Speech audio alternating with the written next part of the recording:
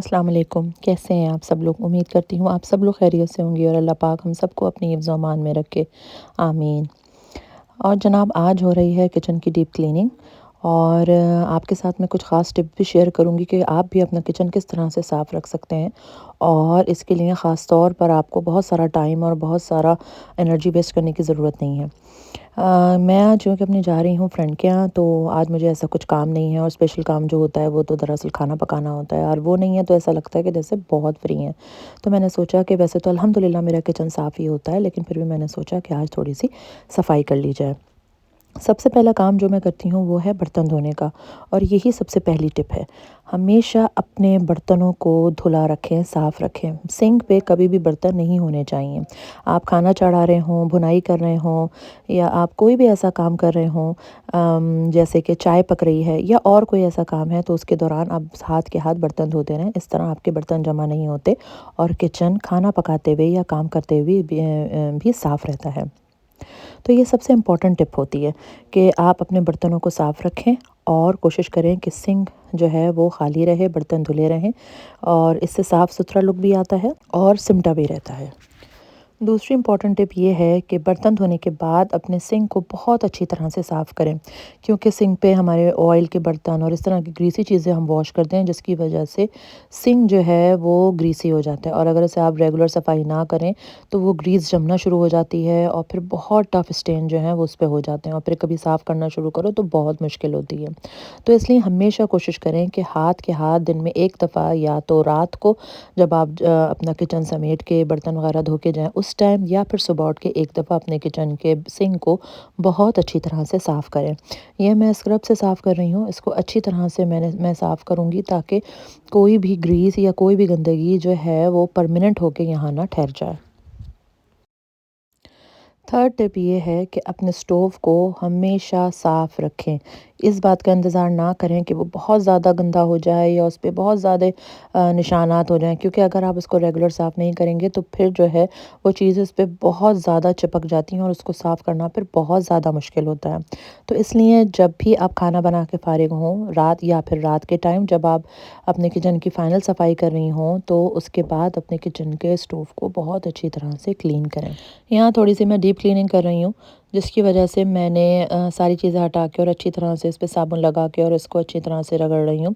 लेकिन अगर आप रेगुलर बेसिस पे करें, आप जब भी आपका काम ख़त्म हो तो जो जो भी ऑयल की छींटें होती हैं या जो कुछ भी आपका गिरा है, उसको अगर आप हाथ के हाथ साफ़ करते रहें तो फिर आपको बहुत ज़्यादा मेहनत करने की ज़रूरत नहीं पड़ती। जैसे कि आप देखें, क्योंकि मैं अपना किचन का स्टोव जो है वो बहुत रेगुलर साफ़ करती रहती हूँ, तो मैंने डीप क्लीनिंग भी कर रही हूँ, तो आप देखें कोई ज़्यादा स्टेन या बहुत ज़्यादा मेहनत या बहुत ज़्यादा टाइम नहीं लगा है, क्योंकि मैं रेगुलर इसकी क्लीनिंग का ख़्याल रखती हूँ। फोर्थ टिप ये है कि अपने काउंटर टॉप्स को साफ़ रखें। काम के दौरान हम अक्सर इतनी चीज़ें फैला देते हैं और इतना कचरा पड़ा हुआ होता है, अगर हम कोई सब्ज़ी काट रहे हैं, प्याज काटते हैं, वो शेल्फ पे पड़ा होता है, जिसकी वजह से किचन बहुत गंदा हो जाता है। आप इस बात का ख़्याल रखें कि साथ-साथ अपने किचन के काउंटर टॉप को साफ़ करते रहें, और जो भी कचरा है उसको प्रॉपर तरीके से हाथ के हाथ बिन में डालते रहें। इससे आपका काउंटर टॉप साफ़ रहता है और काम करने के दौरान भी आपका किचन साफ़ ही रहेगा। यहाँ मैंने पहले जो है वो डिश वॉशर से अपने काउंटर टॉप को साफ़ किया, लेकिन मुझे ऐसा लगता है कि काउंटर टॉप को डिश वॉशर से साफ़ करने से उसकी शाइन जो है वो चली जाती है। तो पहले मैं अपने काउंटर टॉप्स को डिश वॉशर से साफ़ करती हूँ, ताकि उसके सारे स्टेन या जो भी खाने की ग्रीस या जो कुछ भी है वो साफ़ हो जाए, और उसके बाद फिर मैं सोडा का लिक्विड है, कार्बोनेट सोडे का लिक्विड है मेरे पास, मैं उससे स्प्रे करके इसको अच्छी तरह से डिसइंफेक्टेड भी कर देती हूँ, और बहुत ज़्यादा साफ़ हो जाता है, इतनी शाइन आती है और बहुत अच्छा लगता है। फिफ्थ टिप ये है कि अपने अप्लायंसेस को साफ़ रखिए। उनमें शाइन होनी चाहिए और बिल्कुल साफ़-सुथरे होने चाहिए। फिंगरप्रिंट्स या फिर कोई स्मेल बिल्कुल भी नहीं होनी चाहिए। चाहे, क्योंकि किचन में बहुत सारे अप्लायंसेस होते हैं, जैसे कि आपका फ्रिज होता है, माइक्रोवेव होता है, ओवन होता है, केटल्स होती हैं, टोस्टर, और इसके अलावा कॉफ़ी मशीन, और भी बहुत सारी चीज़ें होती हैं। ये अंदर और बाहर दोनों जगह से साफ़ होनी चाहिए और इसमें बिल्कुल भी स्मेल नहीं होनी चाहिए। ख़ास करके माइक्रोवेव जो है वो अंदर बाहर दोनों से साफ़ होना चाहिए, क्योंकि उसमें हम अंदर जब हम कोई चीज़ गर्म करते हैं तो उससे बहुत सी चीज़ें उड़ती हैं। इस बात का ख़्याल रखें कि माइक्रोवेव अंदर और बाहर दोनों जगह से साफ़ हो। 6 टिप ये है कि जब आप किचन में काम कर रहे हों तो कोशिश करें कि एक साथ मल्टीटास्क करें। हमारे यहाँ पर किचन में ही वॉशिंग मशीन होती है, तो हम खाना वगैरह चढ़ाकर जो है अपनी लॉन्ड्री भी साथ-साथ लगा लेते हैं, जैसे कि मैं कर रही हूँ। इसके अलावा अगर आपके कपड़े धुले हुए हैं और उनको आपको फ़ोल्ड करना है, तो उस वक़्त ये बेस्ट टाइम है कि आप अपने कपड़े फ़ोल्ड कर लें। या फिर आप ऐसा भी कर सकते हैं कि अपने कैबिनेट्स वगैरह की सफाई कर लीजिए। बाहर से या तो स्प्रे करके उनको अच्छी तरह से साफ़ कर लीजिए, या फिर ये है कि कोई सा भी एक कैबिनेट लें और उसका सामान निकाल कर उसको साफ़ कर लें। ज़रूरी नहीं है कि पूरा ही किचन एक साथ बिखराया जाए, सारा किचन खाली किया जाए और फिर अंदर-बाहर से क्लीनिंग की जाए। आपको खाना चढ़ाते हुए, काम करते हुए जैसे ही थोड़ा-सा भी टाइम मिलता है, तो आप अपने काम को डिवाइड कर लें और उसको थोड़ा-थोड़ा करके रोज़ पर डिवाइड करके ख़त्म कर लें। 7 टिप ये है कि जब भी आपका कोई भी कंटेनर, चाहे वो आपके स्पाइसेस का हो, दालों का हो, आटे का हो या किसी भी चीज़ का कोई भी जार या कोई भी कंटेनर ऑर्गेनाइज़र, जब वो खाली हो जाए तो उसको रीफ़िल करने से पहले उसको वॉश कर लें। इससे ये होगा कि आपको एक दिन लग कर अपने पूरे किचन की सफाई नहीं करनी पड़ेगी और सारी चीज़ों को निकाल के एक साथ धोना नहीं पड़ेगा। जो भी चीज़ आपकी खाली हो उसको दोबारा से वॉश करने के बाद रिफ़िल करेंगे तो आपका किचन साफ़ सुथरा रहेगा और आपको एक साथ बहुत ज़्यादा टाइम लगा के डीप क्लीनिंग भी नहीं करनी पड़ेगी। स्पेशली वो जार्स जो आपने डिस्प्ले किए हुए हैं, जिसमें आपने कोई भी चीज़ जो डिस्प्ले में रखी हुई है, उसके अंदर कुछ आपने बच्चों के लिए कुकीज़ या केक्स या स्वीट्स, चॉकलेट्स, जो कुछ भी जो आपने डिस्प्ले किए हुए हैं जार्स और कंटेनर्स, उनका तो साफ़ होना बेहद ज़रूरी है। और कोशिश करें कि शीशे के जार हमेशा डिस्प्ले करें, क्योंकि शीशे के जार जब एक दफ़ा वॉश करके आप उनको रीफ़िल करते हैं तो उसमें बहुत ज़्यादा शाइन और क्लीनिनेस का इफ़ेक्ट आता है, जिससे बहुत साफ़ सुथरा किचन लगता है।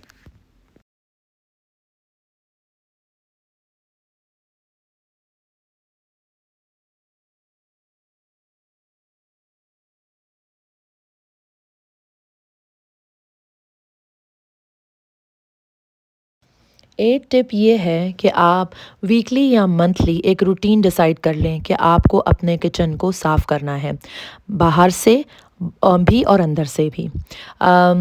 अगर आपने डिसाइड किया है कि आपको वीक में 1 दफ़ा करना है या 15 डेज़ में करना है या मंथ में 1 दफ़ा करना है, तो इस बात को सख्ती से इस बात पर अमल करें और इसको ज़रूर साफ़ करें।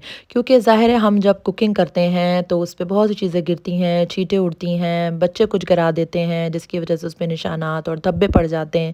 उसके अलावा हम लोगों की कुकिंग ऐसी होती है जिसकी वज़ह से कुछ ना भी गिरे तो कुकिंग की वज़ह से बहुत ज़्यादा ऑयली और चिपचिप हो जाते हैं। तो अपना रूटीन बनाएँ कि आपको वीकली या मंथली अपने किचन की सफाई करनी है और उसको पाबंदी से फ़ॉलो करें। 9 टिप ये है कि अपने किचन को क्लटर फ्री रखें और ऑर्गेनाइज़ रखें। बाज़ औक़ात ऐसा होता है कि हमारे पास बहुत ज़्यादा चीज़ें एक्स्ट्रा होती हैं, एक्स्ट्रा स्पून्स होते हैं, एक्स्ट्रा चीज़ें होती हैं जो हम इस्तेमाल भी नहीं कर रहे होते हैं, लेकिन हम मार्केट जाते हैं, हमें अच्छी लगती हैं और हम ले लेते हैं। एक ही चीज़ की अगर बहुत सारी कॉपीज़ हैं तो उनको डिस्कार्ड कर दें। कोई भी चीज़ जो ख़राब हो गई है, जो टूट गई है, उसको निकाल के फेंक दें और अपने किचन को ऑर्गेनाइज़ रखें। ऑर्गेनाइज़ करने से काम भी आसान रहता है, आँखों को भी प्लेज़ेंट लगता है और हर चीज़ बहुत आसानी से आपके रीचेबल होती है। काम करने में भी आसानी होती है, काम वक़्त पे और जल्दी निपट जाता है और कम चीज़ें होने से सफाई भी कम करनी पड़ती है और चीज़ें बिखरती भी कम ही हैं। इसलिए हमेशा अपने किचन को क्लटर फ्री रखें, बिला ज़रूरत कोई चीज़ ना ख़रीदें और अपने किचन को ऑर्गेनाइज़ रखें। मुख्तलिफ़ ऑर्गेनाइज़र्स वग़ैरह लेके उसको साफ़-सुथरा रखिए और उसको इस तरह से अरेंज कीजिए कि आपका हर कैबिनेट में ज़्यादा से ज़्यादा सामान है और वो ऑर्गेनाइज़ रहे। नेक्स्ट टिप ये है कि अपने क्लीनिंग सप्लाइज़ को भी साफ़ रखें। यानी कि जिन चीज़ों से आप सफाई करते हैं, यानी कि आपका वॉशिंग फ़ोम है, आपकी स्टील वूल है या आप जिससे अपने शेल्फ़ वग़ैरह, काउंटर टॉप वग़ैरह साफ़ करते हैं, फ़ोम है, जिस चीज़ से भी आप साफ़ करते हैं उसको भी साफ़-सुथरा रखें। मैंने बहुत जगह ऐसा देखा है कि जिस चीज़ से, कपड़े से या फ़ोम से जिससे काउंटर टॉप साफ़ किया जाता है या जिससे सफाई की जाती है, बज़ाते खुद वो इतना गंदा होता है कि उसको हाथ में अगर पकड़ें तो वो चिकना हो रहा होता है। तो उस उसमें से भी स्मेल आ रही होती है। तो प्लीज़ अपने क्लीनिंग सप्लाइज़ को भी क्लीन रखिए और उसको फ्रीक्वेंटली चेंज करते रहें।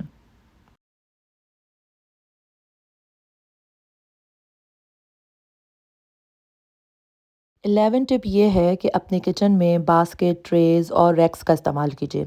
इससे चीज़ें बहुत ही ज़्यादा सिमटी हुई लगती हैं और बहुत सारी चीज़ों को एक जगह आप एडजस्ट कर सकते हैं। जिस तरह से इस बास्केट में मैंने काफ़ी सारी चीज़ें रखी हुई हैं और बहुत सारी चीज़ें होने के बावजूद यहाँ की सफाई करना भी आसान होती है। बस आप ट्रे या बास्केट को हटाएँ और वहाँ की सफाई कर लें।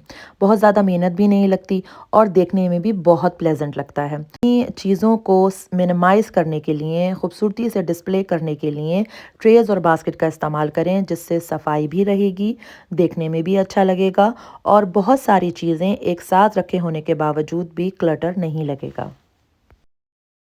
Last but not the least 12 tip ये है कि काम करने के बाद मेक श्योर करें कि आप अपना फ़र्श भी बहुत अच्छी तरह से साफ़ करें, क्योंकि खाना पकाते हुए अक्सर छिलके गिर जाते हैं, चीज़ें गिर जाती हैं।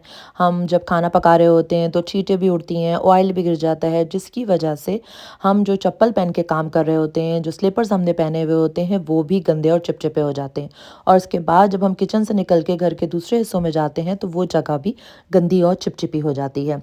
तो इसलिए काम करने के बाद अपने किचन में ब्रश लगाएं, झाड़ू लगाएं, जो भी आप इस्तेमाल करते हैं वो लगाएं और उसके बाद अच्छा सा डिसइंफेक्टेड लिक्विड डाल के, अच्छी सी खुशबू का लिक्विड डाल के अपने किचन के फर्श पे पोछा लगाएं। इससे बहुत अच्छी खुशबू आएगी और बहुत साफ़ सुथरा रहेगा और जब आप किचन से बाहर निकलेंगे तो आपके घर के दूसरे हिस्से भी आपके स्लीपर्स की वजह से गंदे नहीं होंगे। तो बस जनाब, आज का व्लॉग यहीं तक। मेरा काम ऑलमोस्ट ख़त्म हो गया है और उम्मीद करती हूँ कि आपको मेरी ये टिप्स पसंद आई होंगी और इसमें से ज़रूर कोई ना कोई टिप आप अपनी ज़िंदगी में, अपने किचन की क्लीनिंग में ज़रूर इम्प्लीमेंट करेंगे। और कोई भी टिप अगर आपने अपनी ज़िंदगी में शामिल की है, अपनी किचन की सफाई में शामिल की है, तो प्लीज़ मुझे ज़रूर कमेंट्स करके बताइएगा। मुझे बहुत अच्छा लगेगा पढ़कर। तो बस आज का व्लॉग यहीं तक। अगर आपको मेरा व्लॉग ज़रा सा भी अच्छा लगा है तो प्लीज़ इसको लाइक कीजिए, अपने फ्रेंड्स और फैमिली के साथ शेयर कीजिए और सब्सक्राइब तो ज़रूर कीजिए। मेरे व्लॉग को कोशिश करें कि एंड तक देखें। इंशाल्लाह अगले व्लॉग में आपसे मुलाकात करूँगी और नई बातें, नई चीज़ें और नए रूटीन के साथ आऊँगी। इंशाल्लाह अगले व्लॉग में मुलाकात होगी। अल्लाह हाफ़िज़।